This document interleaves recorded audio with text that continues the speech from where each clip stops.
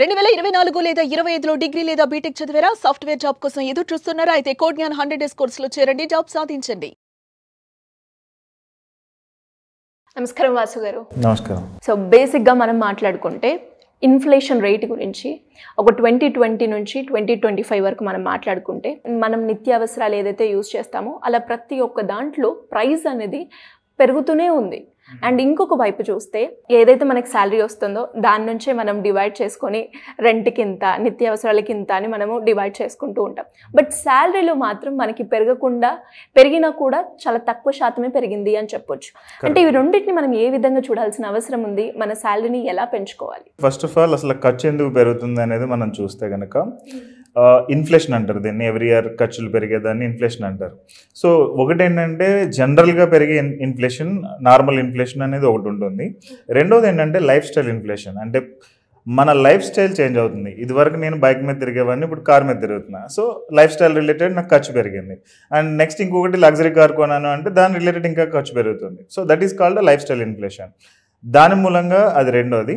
మూడోది వచ్చేటప్పటికి ట్యాక్సెస్ అనేది ఇన్ఫ్లేషన్లో పార్ట్ కాదు. బట్ ఏంటంటే మనకి ఇండియన్ గవర్నమెంట్ చూసుకుంటే కనుక లాస్ట్ 10 yearsలో వన్ ఆఫ్టర్ వన్ స్లోగా ట్యాక్సెస్ అనేది మిడిల్ క్లాస్ పీపుల్ మీద పడిపోతూ ఉన్నాయి. ఓకే, దాని మూలంగా ఏంటంటే మనకి సేవింగ్స్ కానీ ఇన్వెస్ట్మెంట్స్ కానీ తగ్గిపోతూ ఉన్నాయి. సో ఈ మూడిట్ల మూలంగా జనరల్గా ప్రజలు బాగా ప్రాబ్లమ్ అనేది ఫేస్ చేస్తూ ఉన్నారు ఇప్పుడు ప్రజెంట్. సో ఫస్ట్ది నార్మల్ ఇన్ఫ్లేషన్. అంటే ఎవ్రీ ఇయర్ ఖర్చులు ప్రతిదీ పెరుగుతూ ఉంటుంది. లైక్ ఈవెన్ మిల్క్ ప్యాకెట్ చూసుకున్నా, ఎగ్స్ చూసుకున్నా, వెజిటబుల్స్ చూసుకున్నా, ఏదైనా కానీ లాస్ట్ ఇయర్ ఒక 100 రూపీస్కి కొన్ని వస్తే ఐటమ్స్, ఈ ఇయర్కి 100 రూపీస్ కవర్ 110 రూపీస్ మనం పే చేయాలి. నెక్స్ట్ ఇయర్కి అది 120, 130 రూపీస్ అలా పెరిగిపోతుంది. Even gas cylinder or whatever మనం కన్సిడర్ చేసుకుంటే. రెండోది లైఫ్ స్టైల్ రిలేటెడ్ వచ్చేటప్పటికి మనం అప్గ్రేడ్ అవుతాం. జనరల్గా ప్రతి వాళ్ళు కూడా సేమ్ ఇప్పుడున్న హౌస్లోనే, అంటే ఒక 5 years బ్యాక్ ఉన్న హౌస్లో ఇప్పుడు ఉందామంటే ఉండలేరు కూడా. ఎందుకంటే దే కీప్ అప్గ్రేడింగ్. మేబీ అప్పుడు ఒక 10,000 రెంట్లో ఉండేవాళ్ళేమో, ఇప్పుడు 20,000 రెంట్లోకి వస్తారు. సో దానికి దీనికి ఖర్చు పెరిగింది. 20,000 నుంచి 30,000కి వెళ్తారు, రైట్? సో ఇలా పెరుగుతూ ఉన్నప్పుడు దాని మూలంగా కూడా మన వచ్చిన ఇన్కమ్ అనేది సరిపోకపోవడం, లేదంటే ఇంకా ఇబ్బందులు పడడం అనేది జరుగుతుంటుంది. అఫ్కోర్స్ శాలరీ పెరుగుతుంది. లైక్ అంతకుముందు ఒక 20,000, 30,000 శాలరీ ఉన్నప్పుడు ఆ ఖర్చులు ఉంటాయి. ఇప్పుడు ₹1,00,000 ఉన్నప్పుడు దాని రిలేటెడ్ ఖర్చులు ఉంటాయి. ఇలా కాకుండా ఈవెన్ ఈ లైఫ్ స్టైల్ ఇన్ఫ్లేషన్లో ఇంకొక పాయింట్ మనం కన్సిడర్ చేయింది ఏంటంటే, జస్ట్ నేను కార్ కొంటున్నాను కదా, బైక్ నుంచి కార్కి వచ్చాను కదా అనేది మామూలుగా అనుకుంటాము. బట్ కార్ కొనడం మూలంగా పక్కన జరిగేది ఇంకోటి ఏంటంటే, ఆ కార్కి యాక్సెసరీస్ కొంటాము. అది ఎక్స్ట్రా ఎడిషనల్ ఖర్చు అవుతుంది. దాని తర్వాత ట్రిప్స్ అనేవి పెరుగుతూ ఉంటాయి. ఇదివరకు బైక్ మీద ఉన్నప్పుడు లాంగ్ డ్రైవ్స్కి వెళ్ళాం, బట్ కార్ ఉన్న తర్వాత లాంగ్ డ్రైవ్స్కి వెళ్ళాలనిపిస్తుంది. అట్లీస్ట్ మంత్లీ వన్స్ అయినా, లేదంటే ట్వైస్ అయినా కానీ. లేదంటే లాంగ్ డిస్టెన్సెస్కి జనరల్గా బస్సులో వెళ్ళిపోతే మేబీ ఒక 1,000 రూపీస్లో అయిపోయేది, ఇప్పుడు కార్లో వెళ్ళాలని అనుకుంటాం. కార్లో వెళ్తే అది 5,000 అవుతుంది, రైట్? సో ఈ ఖర్చు అనేది జనరల్గా మనం కన్సిడర్ చేయం.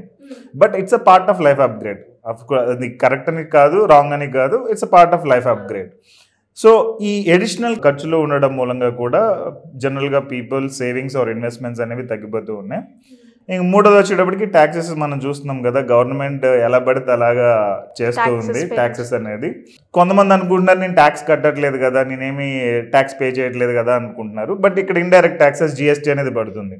ఈవెన్ ఫుడ్ మీద అయినా కానీ, వెహికల్స్ మీద అయినా కానీ, ఏది కొనుక్కున్నా మనం దాని మీద 5% నుంచి 26%. ఈవెన్ ఒక ఏసీ కొనుక్కుంటే 26%. ఏసీ అనేది ఇట్స్ నాట్ లగ్జరీ. ఇది వరకు లగ్జరీ. ఒక 10 years, 20 years బ్యాక్ ఏంటంటే కొంచెం వెదర్ కొంచెం బాగుండేది కాబట్టి ఏసీ అనేది కొంచెం లగ్జరీ అనుకోవచ్చు. బట్ ఇప్పుడు ఏసీ అనేది నార్మల్ అయిపోయింది కదా. 40 degrees సెల్సియస్ ఉన్నప్పుడు మనం మామూలుగా దానిలో ఎండ్లో కానీ ఇంట్లో కానీ ఉండాలని అంటే చాలా ప్రాబ్లం అనేది ఫేస్ చేస్తున్నారు. So still government is charging very huge amount of taxes from the people.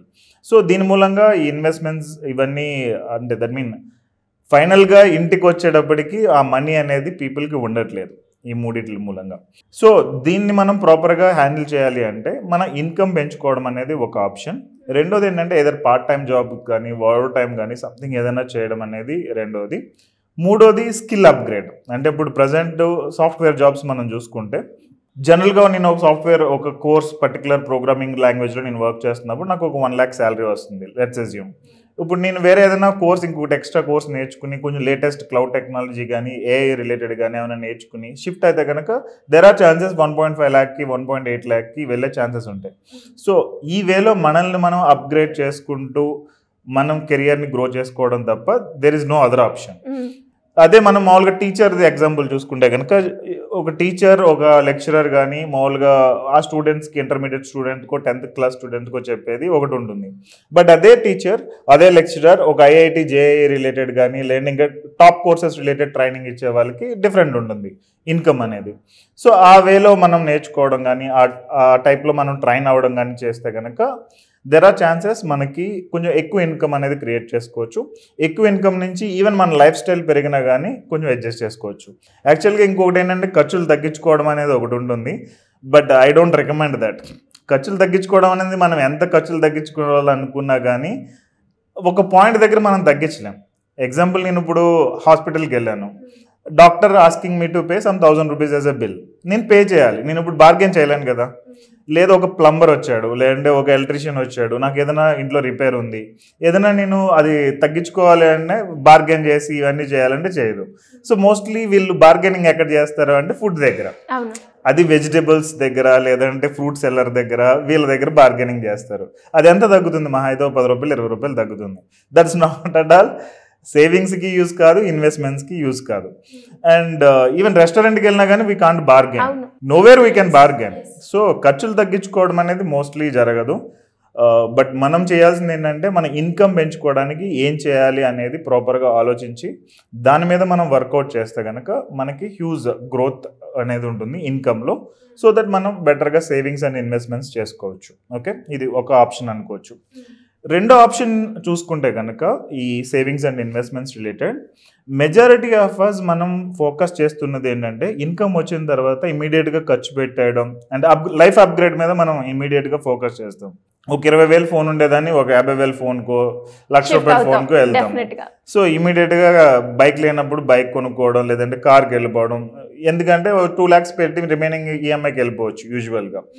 ఇది ఇమీడియట్గా చేయకుండా ఒక 3 years అంటే నేను నా క్లయింట్స్కి నేను రికమెండ్ చేస్తుంది ఏంటంటే ఒక 3 to 5 years మీరు అది పోస్ట్ పోన్ చేసుకోగలిగి సేమ్ ఈఎంఐ ఇప్పటి నుంచి మీరు ఎస్ఐపి కానీ లేదంటే రికరింగ్ డిపాజిట్లో కానీ ప్రాపర్గా సేవింగ్స్ ఆర్ ఇన్వెస్ట్మెంట్స్ చేసుకోగలిగితే over the period this amount will pay to that whatever car or bike or any kind of a mobile ah related already grow అంటే ఇంత తక్కువ టైంలో మనం మనీ సేవ్ చేసుకుంటే మనము కేపబిలిటీ వస్తుందంటారా? కరెక్ట్.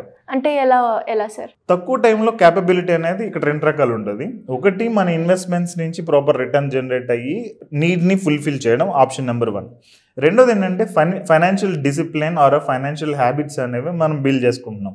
ఎవ్రీ మంత్ మనం ఒక 10,000 5,000 20,000 ఎస్ఐపి కానీ రికరింగ్ డిపాజిట్ చేయాలంటే మనకు కొంత డిసిప్లిన్ ఉండాలి. సో ఆ డిసిప్లిన్తో మనం చేస్తూ ఉన్నప్పుడు మనకి ఆటోమేటిక్గా రిమైనింగ్ అన్ని గోల్స్ మీద ఆ డిసిప్లిన్ అనేది వస్తుంది. ఇట్స్ ఒక హెల్త్ ఎగ్జాంపుల్ మనం చూసుకుంటే డైలీ వాకింగ్ చేస్తాం. సో డైలీ వాకింగ్ చేస్తే ఆటోమేటిక్గా ఫ్యాట్ లూజ్ అవుతుంది, హెల్త్ అనేది వస్తుంది, ఇవన్నీ వస్తుంది. సో ది సింపుల్ వే రాను రాను ఏంటంటే మనకి బెటర్ హెల్త్ అనేది ఉంటుంది. ద సేమ్ వే ఇక్కడ వెల్త్ రిలేటెడ్ మనం డిసిప్లిన్డ్గా సేవింగ్స్ ఆర్ ఇన్వెస్ట్మెంట్స్ చేస్తే కనుక ఆబ్వియస్లీ మనం అనుకున్న గోల్స్ మనం రీచ్ అవ్వచ్చు. నెక్స్ట్ వచ్చేటప్పటికి అప్పులు చేయాల్సిన అవసరం ఉండదు. నేను 2 లక్షలు పెట్టి 8 లక్షలు లోన్ తీసుకుని దానికి ఈఎంఐ కట్టే కంటే ఆ కార్ కొనడం ఒక 3 years 5 years డిలే చేస్తే పోస్ట్ పోన్ చేసుకుంటే నేను డైరెక్ట్ క్యాష్ ఇచ్చి కొనుక్కోవచ్చు కదా.